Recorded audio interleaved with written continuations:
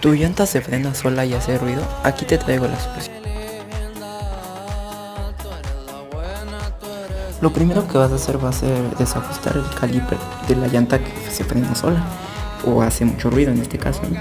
Entonces lo que yo hice fue con una llave Allen desajustar el freno.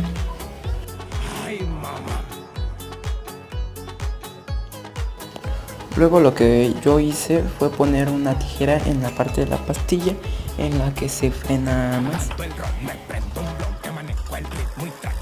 Y ya luego volver a apretar el caliper.